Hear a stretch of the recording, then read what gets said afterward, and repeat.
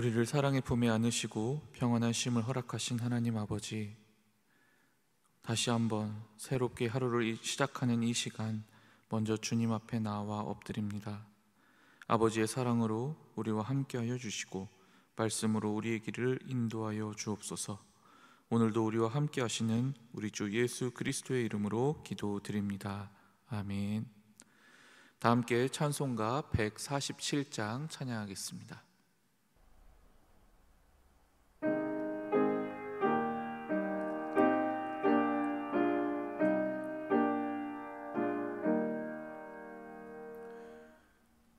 거기 너 있었는가 그때에 주님 그 십자가에 달릴 때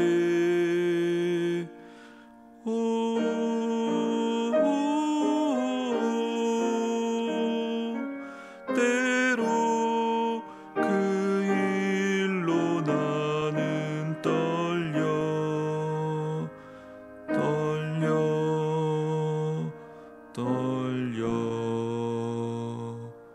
거기 너 있었는가 그때에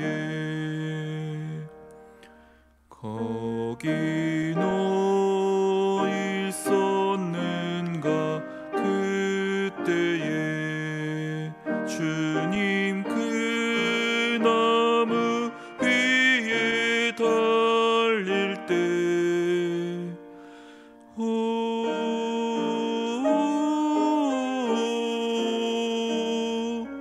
때로 그 일로 나는 떨려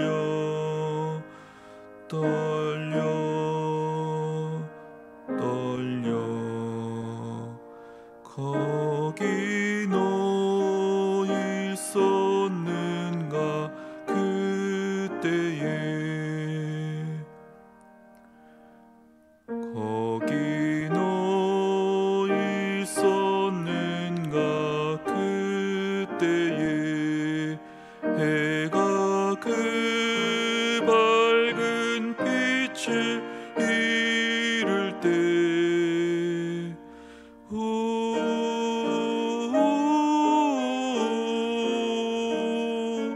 때로 그 일로 나는 떨려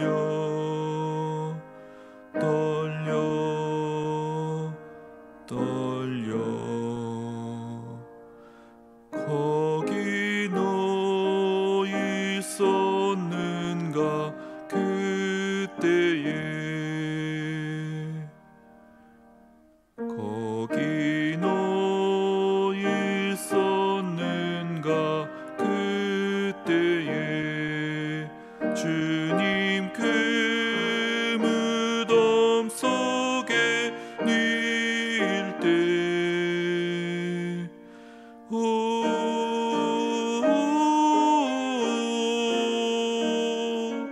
때로 그 일로 나는 떨려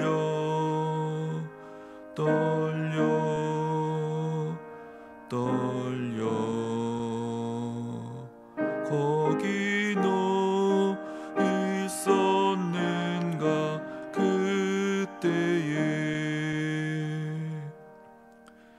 거기 너 있었는가 그때에 주님 그 무덤에서 나올 때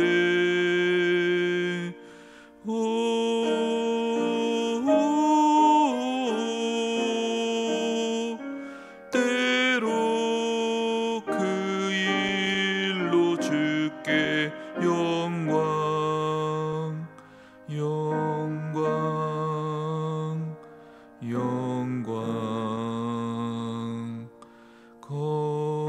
거기 너 있었는가 그때에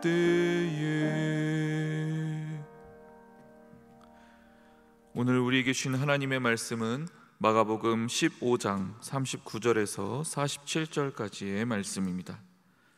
생명의 삶은 108페이지입니다. 오늘 말씀을 제가 봉독하도록 하겠습니다. 예수를 향하여 섰던 백부장이 그렇게 숨지심을 보고 이르되 이 사람은 진실로 하나님의 아들이었도다 하더라.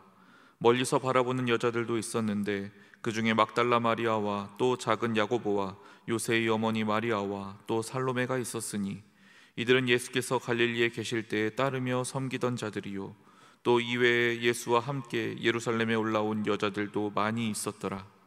이날은 준비일 곧 안식일 전날이므로 저물었을 때에 아리마대 사람 요셉이 와서 당돌이 빌라도에게 들어가 예수의 시체를 달라 하니 이 사람은 존경받는 공회원이요 하나님의 나라를 기다리는 자라. 빌라도는 예수께서 벌써 죽었을까 하고 이상히 여겨 백부장을 불러 죽은 지가 오래냐 묻고 백부장에게 알아본 후에 요셉에게 시체를 내주는지라.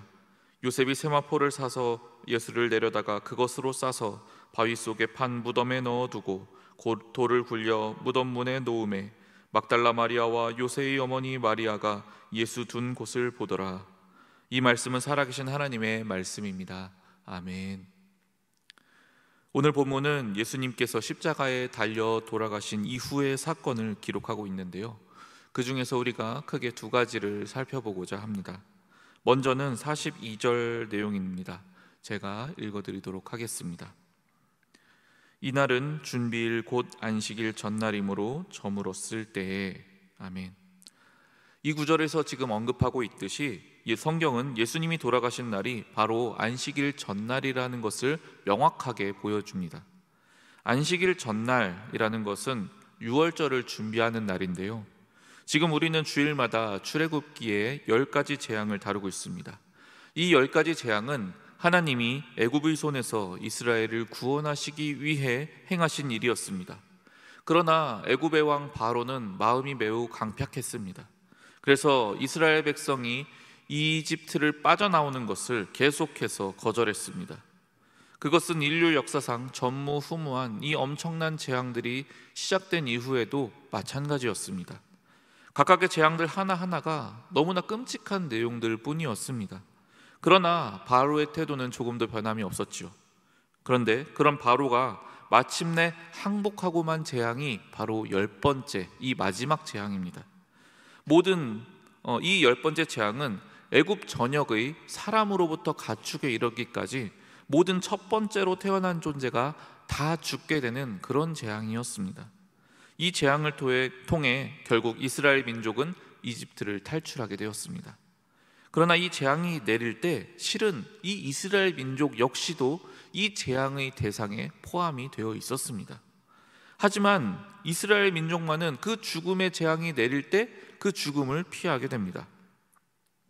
하나님께서는 모세를 통해 그들이 이 죽음의 재앙을 피할 길을 미리 알려주십니다.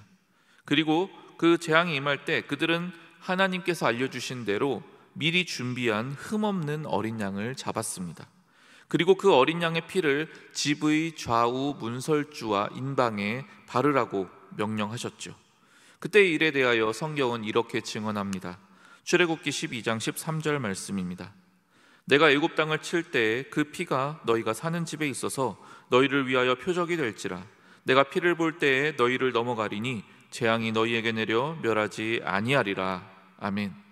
바로 이날, 즉 죽음의 재앙이 애굽을 덮친 날, 그리고 이스라엘 민족이 그 재앙을 피하고 오히려 살아나게 된 이 날이 바로 앞서 오늘 본문 42절에서 언급하는 바로 그 유월절 준비일입니다.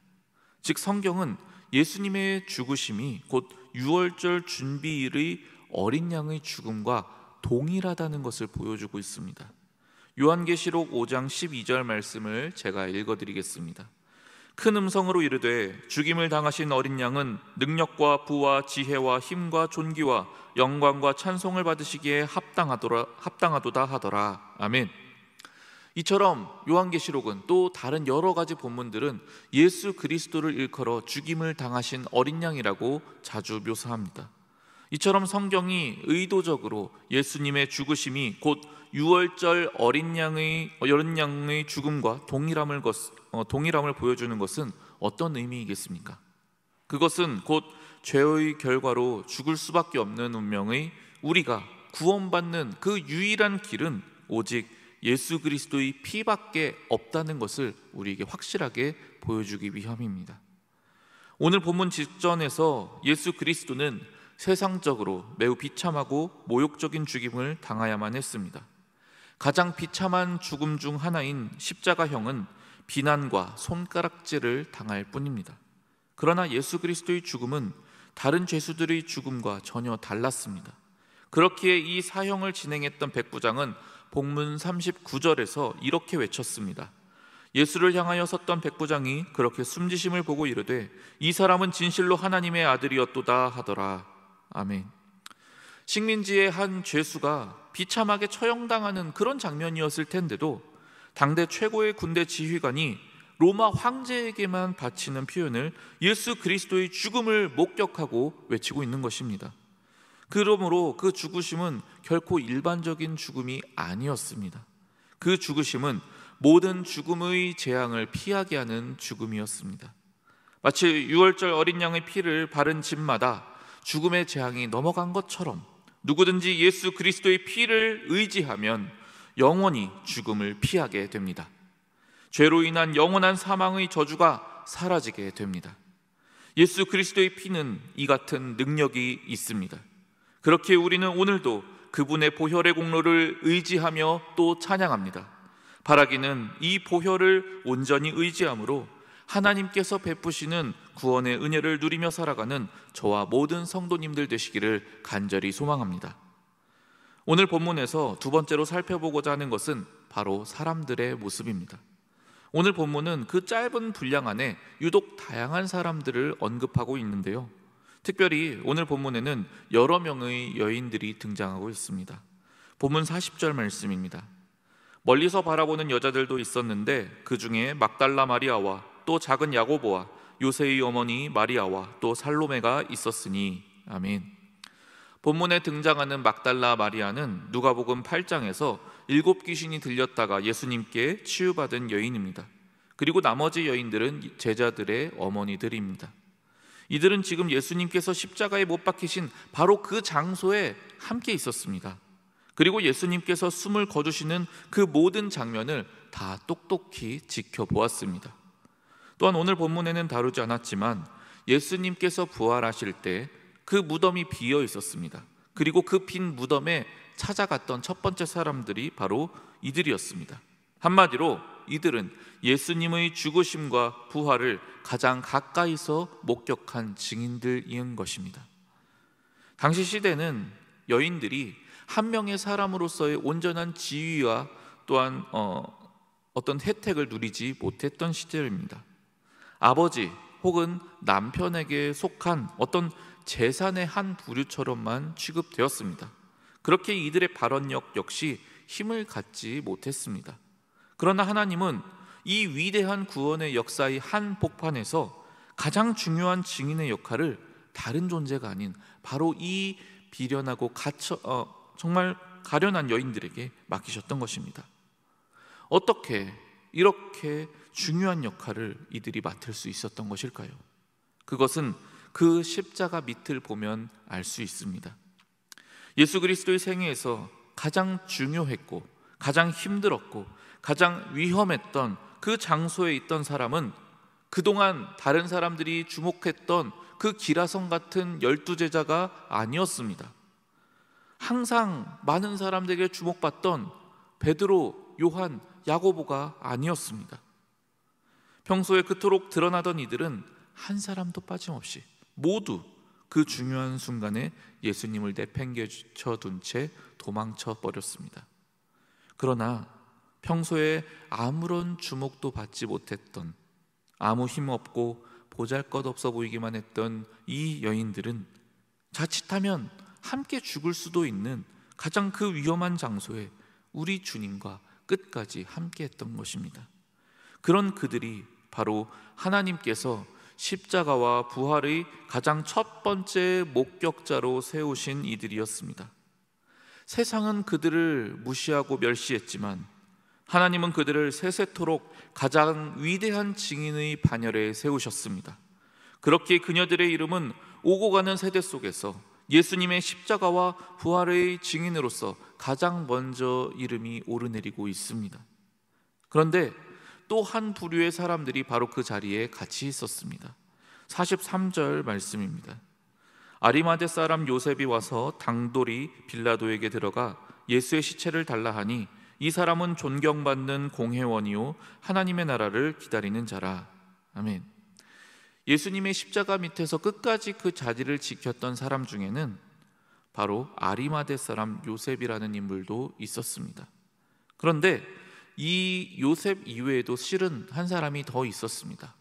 오늘 본문에는 나오지 않지만 동일한 장면을 다루고 있는 요한복음에는 그 사람이 니고데모였다라고 말하고 있습니다. 그리고 이 두 사람은 모두 산헤드린 공회의 공회원이었습니다.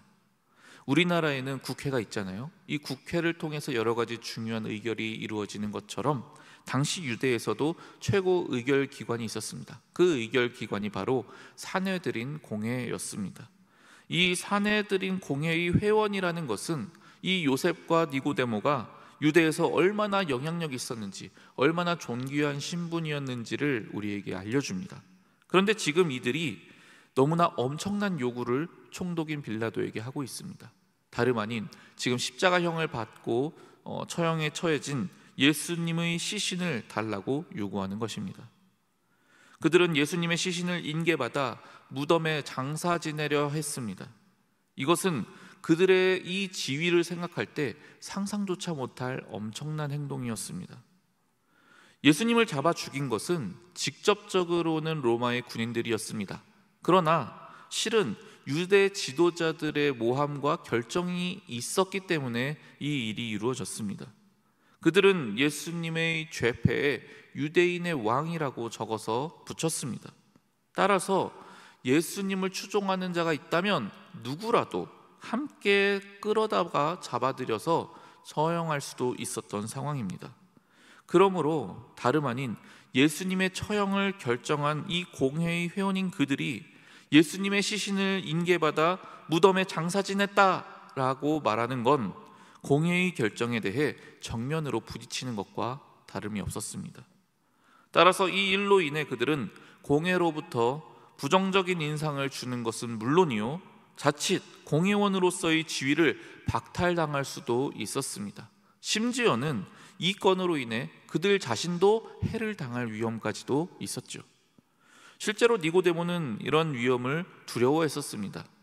요한복음 3장에 보면 니고데모는 초반부터 예수님을 무척 만나고 싶어 했던 사람으로 보여집니다.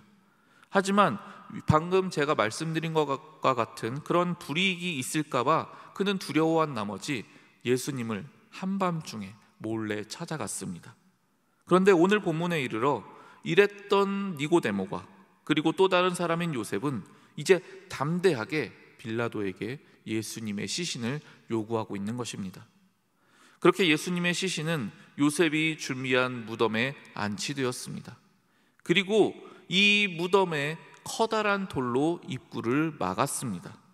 그리고 이것이 바로 예수님께서 부활하셨다는 결정적 증거 중에 하나가 되었습니다. 사랑하는 성도 여러분, 세상에서 우리의 지위나 또 위치는 부척이나 보잘것없어 보일 수 있습니다. 그다지 대단한 사람으로 스스로가 여겨지지 않을 수도 있습니다. 하지만 정말로 중요한 것은 그러한 세상적인 나의 지위나 업적이 아닙니다. 오늘 본문 속 여인들은 그런 것들이 전혀 없었습니다. 그녀들은 오직 한 가지, 예수님과 함께 있었습니다. 심지어 예수님이 가장 위험했던 그 순간, 또 그들 역시도 같이 하기 가장 힘들었던 그 순간에도 그녀들은 언제나 그랬듯이 변함없이 예수님의 옆자리를 지켰습니다. 그리고 그것을 하나님께서 기쁘게 받으셨던 것입니다. 그래서 하나님께서는 마침내 그들을 복음의 가장 중요한 순간을 드러내는 가장 중요한 인물들로 이들을 사용했던 것입니다. 니고데모와 요셉 또한 마찬가지입니다. 니고데모는 비록 처음에는 부족하고 연약한 모습을 보였습니다. 그러나 결국 그는 용기를 내어 끝까지 그 자리를 지키는 모습을 보여주었습니다. 니고데모와 요셉 둘 다 담대함을 가지고 그들이 행동해야 할 때를 놓치지 않고 행동했습니다. 행동해야 할 때 행동했습니다. 이것이 그들을 통해 예수님의 부활이 더욱 선명하게 드러날 수 있었던 동기가 되었습니다. 예수님과 함께 동행하는 것, 끝까지 그분과 함께 하는 것, 그리고 행동해야 할 때 행동하는 것, 이러한 이 단순해 보이는 모습들이야말로 실은 하나님께서 오늘 저와 여러분에게 진정으로 원하시는 우리의 삶의 모습이 아닐까 싶습니다. 이제 내일이면 우리는 부활주의를 맞이하게 됩니다. 부활주의를 맞이하여 우리에게 하나님이 원하시는 것은 우리가 부활의 증인이 되는 삶을 사는 것입니다. 우리가 어떻게 할 때 부활의 증인으로 살아갈 수 있겠습니까?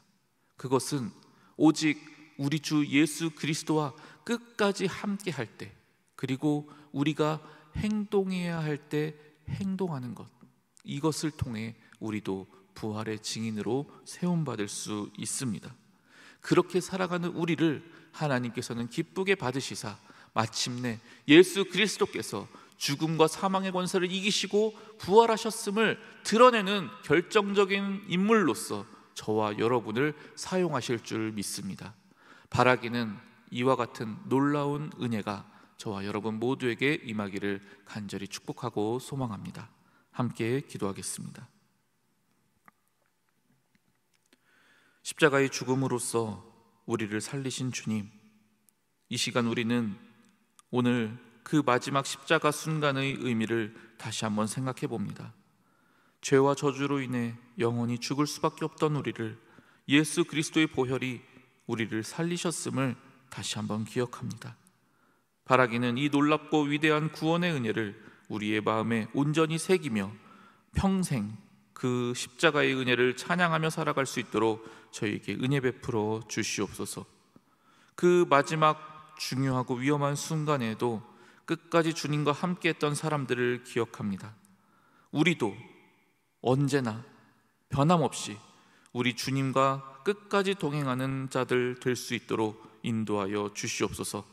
또한 니고데모와 요셉이 담대함으로 행동해야 할 때 행동했던 것처럼 우리 역시 우리가 믿음으로써 행동해야 할 때 행동할 줄 아는 진실한 믿음의 사람이 될 수 있도록 인도하여 주시옵소서. 사랑하는 허요한 담임 목사님을 성령으로 충만케 하시사 그 발길이 닿는 곳마다 그리스도의 보혈의 향기, 사랑의 절정인 십자가의 향기가 진동하게 하옵소서. 이 시간 하나님께서 허락하신 모든 것들에 감사하며 주님께 예물을 올려드리는 손길들에 복 내려주시사 더욱 풍성하고 놀라운 은혜로 충만히 저들의 삶에 채워 주시옵소서. 특별히 내일은 부활주일이자 온마음 전도주일입니다. 주님의 부활의 기쁨이 온 세상에 가득히 임하게 하시고 수많은 새 생명들이 주님께로 돌아오는 기쁨의 잔치자리 되게 하여 주시옵소서. 우리를 위해 자신을 죽기까지 내어주신 우리 주 예수 그리스도의 이름으로 기도드립니다. 아멘. 하늘에 계신 우리 아버지, 아버지의 이름을 거룩하게 하시며 아버지의 나라가 오게 하시며 아버지의 뜻이 하늘에서와 같이 땅에서도 이루어지게 하소서. 오늘 우리에게 일용할 양식을 주시고 우리가 우리에게 잘못한 사람을 용서하여 준 것 같이 우리 죄를 용서하여 주시고 우리를 시험에 빠지지 않게 하시고 악에서 구하소서. 나라와 권능과 영광이 영원히 아버지의 것입니다. 아멘. 이 시간 기도하실 때 나라와 민족, 교회를 위해 그리고 오늘 말씀을 놓고 계속해서 기도의 자리로 나아가겠습니다.